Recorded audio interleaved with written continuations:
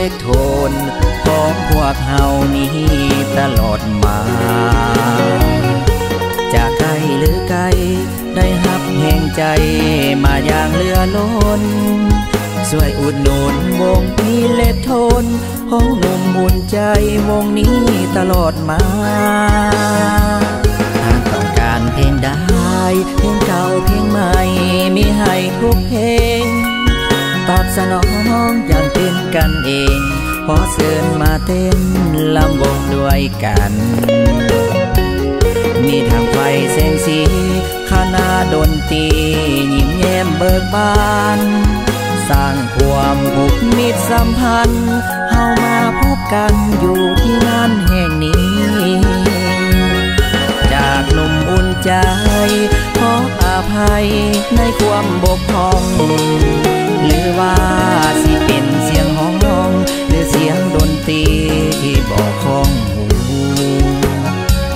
ถึงอย่างใดก็อย่าสิพัฒนาต่อไปให้ดีจากทีมงานอุ่นใจวงนี้สิขอหับใส่แฟนๆตลอดไป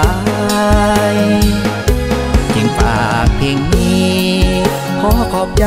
เจ้าภาพทุกคนที่อุดหนุนวงอิเล็กโทนของพวกเฮาให้มีวันนี้เบอร์โทรติดต่อ55661554ตอบสนองให้ได้ทุกที่ที่มีงานติดต่อโทรมา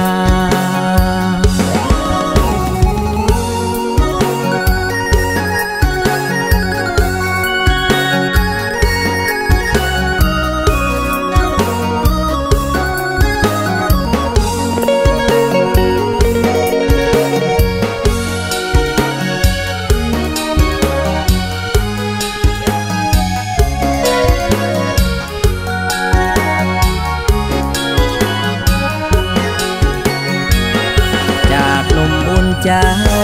ขออภัยในความบกพร่องหรือว่าสิเป็นเสียงห้องน้องหรือเสียงดนตรีที่บอกของหูถึงอย่างใดก็อย่าสิพัฒนาต่อไปให้ดีจากทีมงานอุ่นใจวงนี้สิขอหับใส่แฟนๆตลอดไปจึงฝากเพลงนี้ขอขอบใจเจ้าภาพทุกคนที่อุดหนุนวงอิเล็กโทนของพวกเฮาให้มีวันนี้เบอร์โทรติดต่อ55661554ตอบสนองให้ได้ทุกที่ที่มีงานติดต่อโทรมา